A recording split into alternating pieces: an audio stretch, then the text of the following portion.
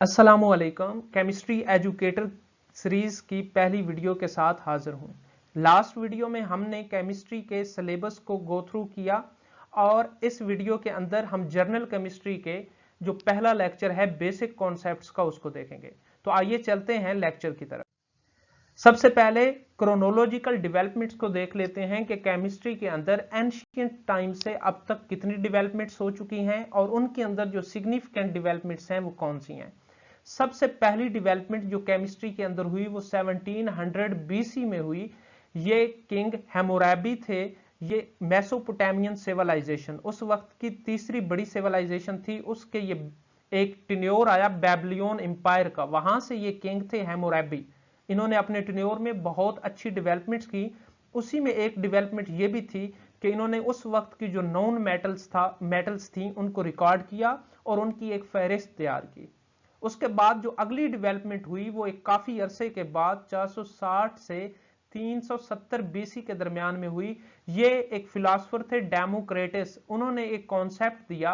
उन्होंने कहा कि मैटर को डिवाइड करते जाएं तो एक लेवल ऐसा आता है जहां पे वो फर्दर डिवाइड नहीं हो सकता। तो उन्होंने इस जो पार्टिकल जो फर्दर डिवाइड नहीं हो सकता था उसे आटोमोस का नाम दिया। ये चूंकि यूनानी थे तो इसलिए आटोमोस का लफ्ज जो इन्होंने वर्ड इस्तेमाल किया ये भी ग्रीक लैंग्वेज का है और इसका मीनिंग इनडिविजिबल है। तो कॉन्सेप्ट ऑफ इनडिविजिबिलिटी डेमोक्रेटस ने दी। ये इस टेन्योर के दरमियान में थी। इसकी एक और थ्योरी थी जो मोस्टली इंटरव्यूज में पूछी जाती है कि डेमोक्रेटस की एक और थ्योरी भी थी जो कॉन्सेप्ट ऑफ इंडिविजिबिलिटी के साथ थी। तो वो थ्योरी थी टेंजिबल थ्योरी, जिसमें वो बताते हैं कि कुछ चीजें ऐसी हैं जिनको टच किया जा सकता है और कुछ चीजें ऐसी हैं जिनको टच नहीं किया जा सकता। तो इसके बाद जो अगली डेवलपमेंट केमिस्ट्री में होती है वो 300 बीसी में होती है। ये अरिस्टोटल के टाइम पे हुई थी। अरिस्टोटल एक बहुत बड़े फिलोसोफर थे ग्रीक, और उन्होंने उस वक्त तक जो चार चीजें नोन थी उनको कहा कि ये चार चीजें ही एटम हैं और इन्हीं से तमाम यूनिवर्स बनी है। उसमें फायर थी, एयर, वाटर एंड अर्थ। ये एमसीक्यू भी केमिस्ट्री में पूछा जा सकता है आपके एजुकेटर या पीपीएससी के लेक्चरर के एग्जाम में। उसके बाद वाली डेवलपमेंट 300 बीसी से 300 एडी, यानी अब ये तकरीबन 600 साल का टाइम है। इस अरसे के अंदर एडवेंट ऑफ अल्केमिस्ट के नाम से एक ग्रुप बना केमिस्ट का, जिन्होंने मुख्तलिफ तरीके से ये कोशिश की कि वो चीप मेटल को, जैसे आयरन, कॉपर, ये दोनों उस वक्त तक दरियाफ्त हो चुकी थी, तो इनको गोल्ड में कन्वर्ट करने की कोशिशें होती रहीं। एडवेंट ऑफ अल्केमिस्ट का जो टेन्योर है वो 300 बीसी से 300 एडी तक है। उसके बाद जो मेजर डेवलपमेंट होती है वो 721 से 1850 के दरमियान में होती है। और ये जाबिर बिन हयान ने डेवलपमेंट की। H2SO4 HCl को साल्ट से प्रिपेयर किया और इसी तरह नाइट्रिक एसिड जो है उसको साल्ट पीटर से प्रिपेयर किया। ये वाला भी जो इंपॉर्टेंट पोर्शन है केमिस्ट्री के अंदर, और इन्हीं को फादर ऑफ जो केमिस्ट्री है वो कहा जाता है। मॉडर्न केमिस्ट्री के फादर और हैं, वो आगे जाके हम डिस्कस करेंगे, लेकिन जो एक यूनिक आइडिया है वो यही है कि जाबिर बिन हयान को फादर ऑफ केमिस्ट्री कंसीडर किया जाता है। 1000 से 1600 तक, चूंकि ये यूरोप के अंदर और इसमें मुस्लिम टेन्योर जो था वो एक उनकी सल्तनत डिके का शिकार हो रही थी और यूरोप के अंदर मजीद डेवलपमेंट्स हो रही थी, लेकिन ये कोई मेजर डेवलपमेंट इस टेन्योर में नहीं हो सकी। जो सिंपल हुई वो ये कि अल्केमिस्ट जो थे, जो इसी स्कूल ऑफ थॉट के थे एडवेंट ऑफ अल्केमिस्ट से, उन्होंने वैक्यूम पंप जो था उसको इंट्रोड्यूस करवाया। और इसी तरह discovery of elixir of eternity, यानी वो इस चीज के पीछे भी पड़ गए। एक तो वो ये पहले चीप मेटल्स को गोल्ड में कन्वर्ट करना चाह रहे थे, दूसरा उन्होंने कहा कि हम कोई ऐसा कंपाउंड बनाना चाह रहे हैं जो इमोर्टैलिटी, यानी इंसान को एक अब्दी जिंदगी दे सके। इंसान, ये जो इंसान मर जाते हैं उससे, यानी वो अब्दी जिंदगी की तरफ कोई ऐसा कंपाउंड जो है वो दरियाफ्त या इजाद करना चाह रहे थे 1520 के अंदर। यकीनन वो दोनों कामों में, चीप मेटल्स को गोल्ड में कन्वर्ट करने में और एलिक्सर ऑफ इटर्निटी, दोनों में फेल हो गए थे। नेक्स्ट जो डेवलपमेंट है वो 1600 से 1700 एडी की है। इससे आगे जितना टेन्योर है ये निहायत इंपॉर्टेंट है, क्योंकि ये वो टेन्योर है जब यूरोप के अंदर रिनाइसेंस यानी इनलाइटमेंट का एक जो था इनकलाब, जिसको रेवोल्यूशन कहते हैं, रेवोल्यूशन ऑफ रीजन्स या डिस्कवरीज, वो आ चुका था और इसी के अंदर मेजर डेवलपमेंट्स होती हैं। 1600 से 1700 के अंदर मर्करी बैरोमीटर टोरिसेली ने 1643 में इसको इन्वेंट किया, और गैस लॉ को रॉबर्ट बॉयल ने 1662 में जो है वो इंट्रोड्यूस करवाए। 1700 से लेकर 1750 एडी तक नाइट्रोजन गैस, कार्बन मोनोऑक्साइड और नाइट्रोजन के ऑक्सीजन गैस, कार्बन मोनोऑक्साइड और नाइट्रोजन के जो ऑक्साइड हैं उनको प्रिस्ले 1765 में डिस्कवर कर चुके थे। इसी तरह फोटो केमिस्ट्री को शीले ने डिस्कवर किया इसी टेन्योर के अंदर। सोडा ऐश को बनाया एन ए ब्लांक ने, और इसी तरीके से जो नाइट्रोजन और ऑर्गेनिक कंपाउंड की कंपोजिशन थी वो लिवाइजरे ने इसी टेन्योर के अंदर दी। और इस टेन्योर के एंड तक तकरीबन वोल्टा ने इलेक्ट्रिक बैटरी का कॉन्सेप्ट भी इंट्रोड्यूस करवा दिया था।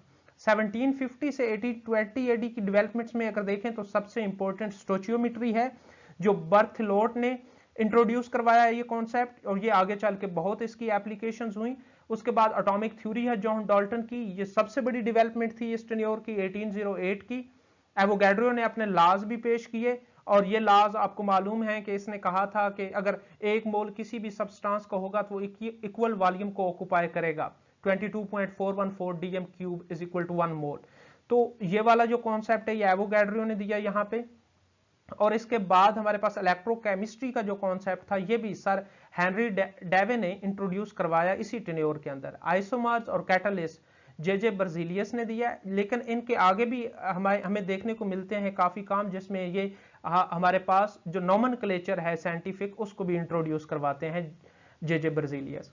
1820 से 1850 के जो टेन्योर हैं उसमें होलर ने यूरिया सिंथेटिक तरीके से लेबोरेटरी के अंदर प्रिपेयर की 1828 में, और कोलाइडल केमिस्ट्री को थॉमस ग्राहम ने जो है ये भी इसी टेन्योर के अंदर 1820 से 1850 के अंदर इंट्रोड्यूस करवाया।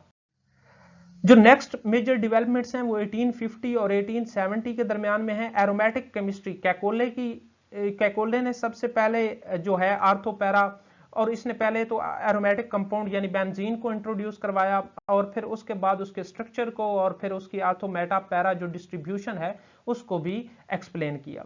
डायनामाइट बहुत बड़ी उस वक्त की ये दरियाफ्त थी जो अल्फ्रेड नोबल ने की 1866 में, और इसको फिर 1903 के करीब नोबल प्राइज भी दिया गया इस पे।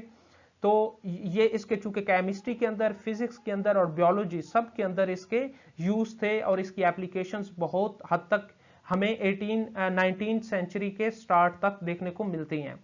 मेंडलीफ ने इसी टेन्योर के अंदर 1869 में पीरियोडिक टेबल एटॉमिक मास की बेस पर 7 ग्रुप्स में डिवाइड करके और इसके पीरियड को डिफाइन करके ये पीरियोडिक टेबल का एक रफ ड्राफ्ट दे दिया था। 1870 से 1895 के अंदर जो मेजर डेवलपमेंट हुई उनमें kinetic theory of gases Boltzmann ने दी थी 1884 में। ली चैटलियर्स प्रिंसिपल भी 1884 में ही इंट्रोड्यूस करवाया ली चैटलियर ने। एक्सरे की डिस्कवरी हुई डब्ल्यू के रोइंटन ने इसको किया 1895 के अंदर।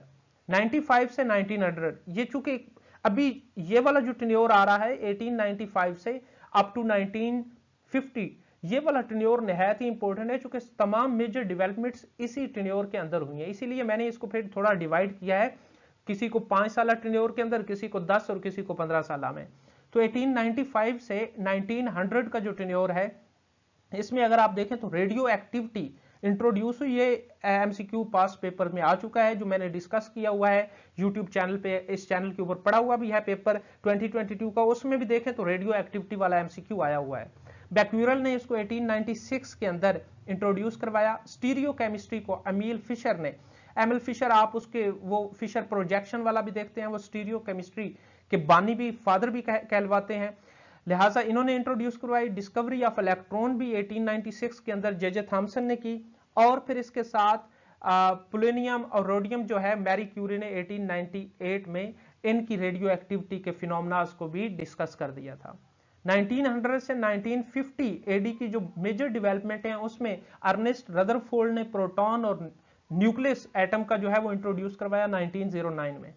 एटॉमिक थ्योरी को हेनरी जे मोजले ने पेश किया, एटॉमिक नंबर को मोजले ने पेश किया 1914 में, और फिर इसी की बुनियाद पे फिर उसने दोबारा एटॉमिक जो हमारा पीरियोडिक टेबल था उसको दोबारा डिजाइन किया। नील बोहर की एटॉमिक थ्योरी 1913 में आती है जो हमें जिसमें फिर फर्दर हम डेवलपमेंट्स होते नेक्स्ट टेन्योर के अंदर होती देखते हैं। 1915 से 1950 का टेन्योर भी बहुत इंपॉर्टेंट है। फ्लोरोकार्बन रेफ्रिजरेंट्स जो थे उनको मिडगले ने 1921 में इंट्रोड्यूस करवाया। पार्टिकल वेव डुअलिटी जो है उसको ब्रोगाइल ने, लुइस डी ब्रोगलाई उन्होंने 1923 में इंट्रोड्यूस करवाया। हेजनबर्ग अनसर्टेनिटी प्रिंसिपल को हेजनबर्ग ने 1927 में इंट्रोड्यूस करवाया।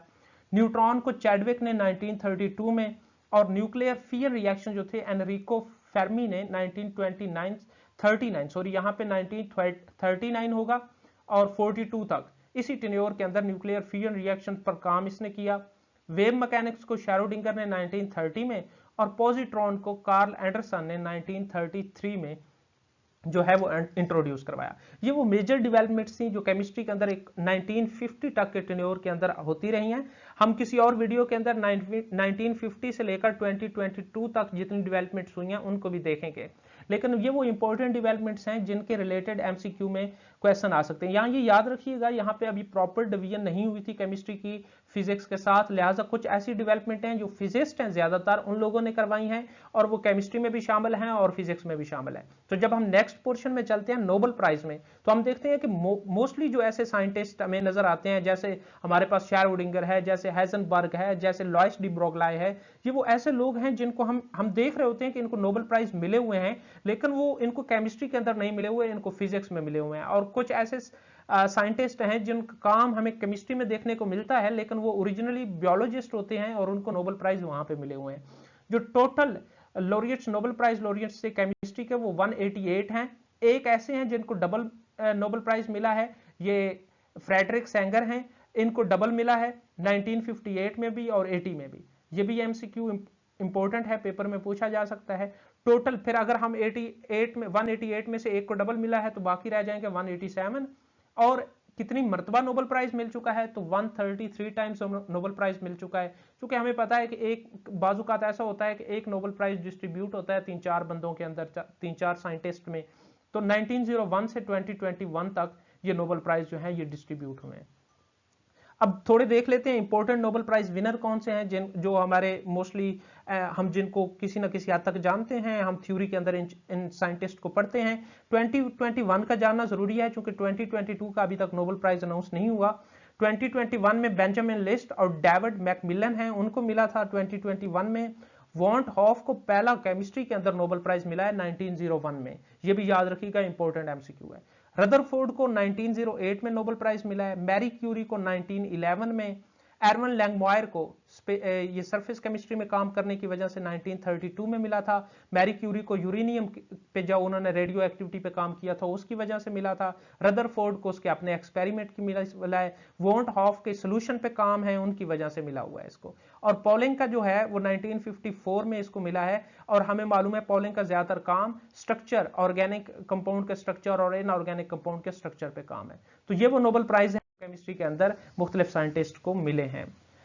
तो हमने इस तरीके से आज की वीडियो के अंदर एक स्लाइडली क्रोनोलॉजिकल ऑर्डर में हमने इवेंट्स को, डेवलपमेंट्स को देख लिया और साथ में नोबेल प्राइज को। नेक्स्ट वीडियो के अंदर हम कोशिश करेंगे मोल्स और उनके फार्मूला, इंपॉर्टेंट कॉन्स्टेंट्स उनको देखें, और उसके साथ ही फिर हम आगे स्टार्ट कर देंगे डायरेक्ट स्टोचियोमेट्री को, कि कैसे मोल को, मैथमेटिकल पोर्शन होगा ये, कि मोल्स को कैसे हम जो है वो गिवन मैस में कन्वर्ट करते हैं, यील्ड में कैसे कन्वर्ट करते हैं, और फिर इनके कोरिलेशंस क्या हैं।